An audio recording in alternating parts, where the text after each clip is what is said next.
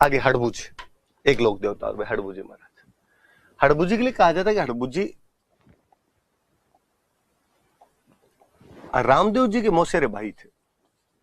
जो रामदेव जी हम पढ़ रहे थे लास्ट क्लास में, उन रामदेव जी के मौसेरे भाई थे,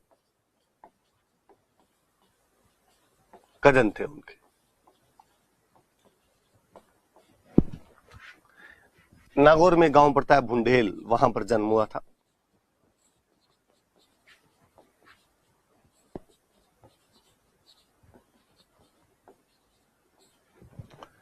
पिता की मृत्यु हो गई थी। पिता की मृत्यु के बाद में जोधपुर में एक जगह पड़ती है हरभम जाल, वहां पर जाकर रहने लग गए थे।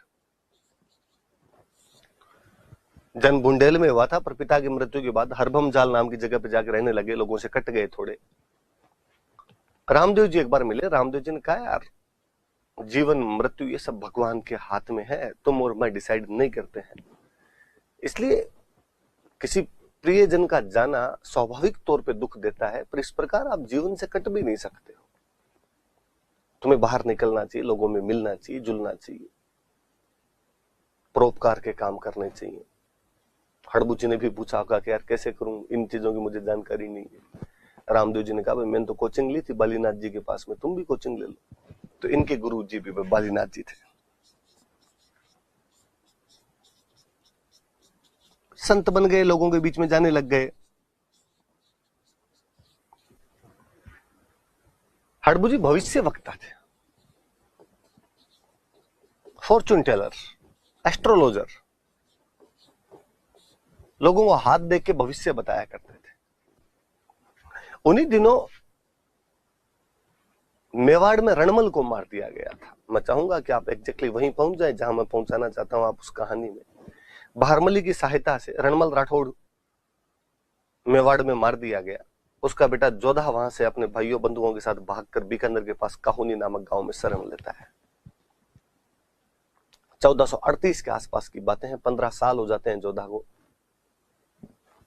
मंडोर वापस लेना चाहता है, जो कि राठौड़ों की राजधानी है, पर मंडोर नहीं मिल रहा है उसको। किसी ने जोधा को सलाह दी कि हड़बुजी महाराज वहीं रहते हैं तुम्हारे, क्यों ना हड़बुजी से जाके पूछा जाए। जोधा जी हड़बुजी से मिले जाके। हड़बुजी ने उनको कहा कि चिंता मत करो, लड़ो इस बार मंडोर, लड़ो इस बार, तुम मंडोर जीत लोगे और ये मेरी कटार लेके जाओ तुम। कहते हैं जोधा उस युद्ध में हड़बुजी की कटार लेके गया, उस युद्ध को जीत लेता है, मंडोर पर कब्जा कर लेता है। हम देखते हैं कि उसके बाद अमड़ बावड़ की संधि होती है और कुंभा कह देता है कि हाँ ठीक है, मंडोर जोधा के पास रहने दिया जाए। तो कोई पूछे कि जोधा को मंडोर जीतने का आशीर्वाद किसने दिया था, तो हड़बुजी ने दिया था। क्या भेंट की थी, तो कटार भेंट की थी। दोनों बात याद रहे। जोधा को मंडोर जीतने का आशीर्वाद दिया, मंडोर जीत का आशीर्वाद दिया,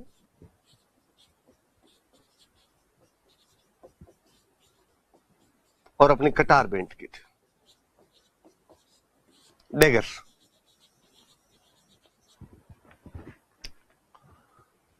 जोधा को अच्छा लगा, जोधा मंडोर जीता। मंडोर जीतने के बाद जोधा ने हड़बुजी महाराज को बुलाया और हड़बुजी महाराज को बुलाकर जोधपुर में एक गांव दे दिया, बेंगटी।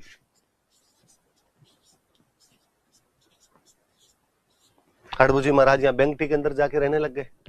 यहाँ पे कहते हैं कि हड़बुजी संत टाइप के आदमी थे, गायों की सेवा करते, बूढ़ी और विकलांग गायें जिनको उनके घर वाले निकाल देते। एक बैलगाड़ी ले ली उन्होंने, गांव गांव में घूमते, गांव में चारा लेके आ जाते, हरा चारा लेके आ जाते, उन गायों को खिला दिया करते थे। बेंगटी में गायों की सेवा करते थे।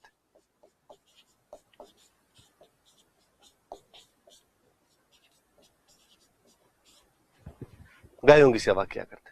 वो जब मरे तो लोगों ने उनकी जो बैलगाड़ी थी जिसमें वो चारा लेके आते थे, उस बैलगाड़ी की पूजा करनी शुरू कर दी इस बेंगटी में। बुलक कार्ड जो उनकी थी, बैलगाड़ी जो थी, उस बैलगाड़ी की पूजा करने लग गए थे लोग। गाड़ी की भाई, है ना, बैल तो मर गया था।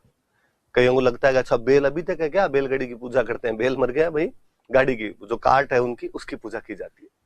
बाद में जोधपुर में एक राजा बने थे अजीत सिंह, और अजीत सिंह जी ने यहाँ पे मंदिर बनवा दिया था। तो इस बेंगटी में मंदिर का निर्माण तो बाद में अजीत सिंह जी ने करवाया था।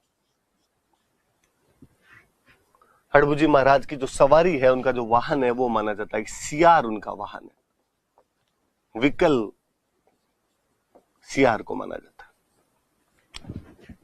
याद रहे तमाम बातें आपके कि रामदेव जी के मौसेरे भाई थे, जन्म भुंडेल में हुआ था, पिता की मृत्यु के बाद हरभम जाल नाम की जगह पे जाके रहने लग गए थे।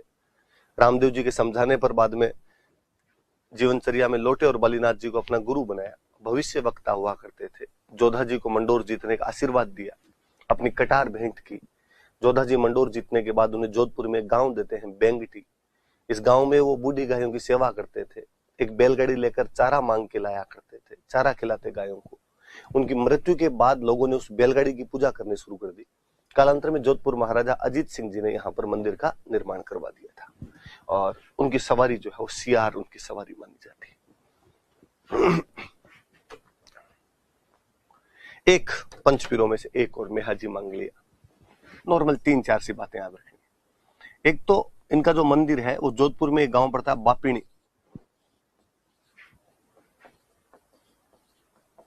बापिणी में इनका मंदिर है जोधपुर। मेला लगता है वहां पे जन्माष्टमी वाले दिन। आपके दिमाग में आना चाहिए कि जन्माष्टमी कब आती है, मेरे बिना बताए।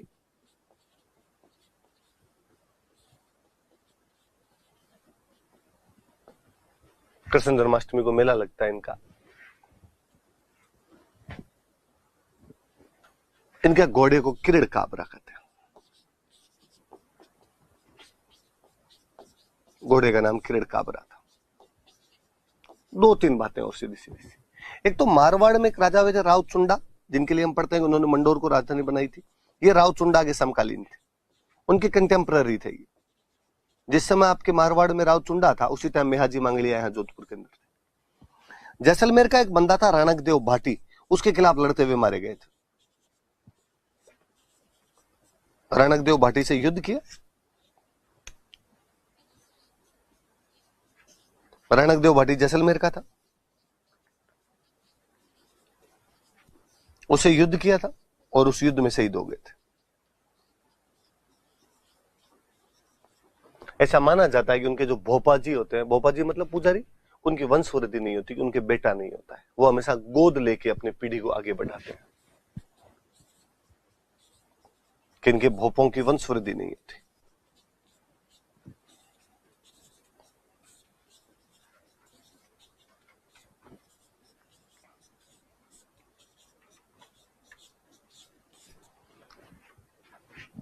मंदिर बापिणी जोधपुर में बना हुआ है। मेला कृष्ण जन्माष्टमी को लगता है। घोड़े का नाम किरीड़ काबरा है।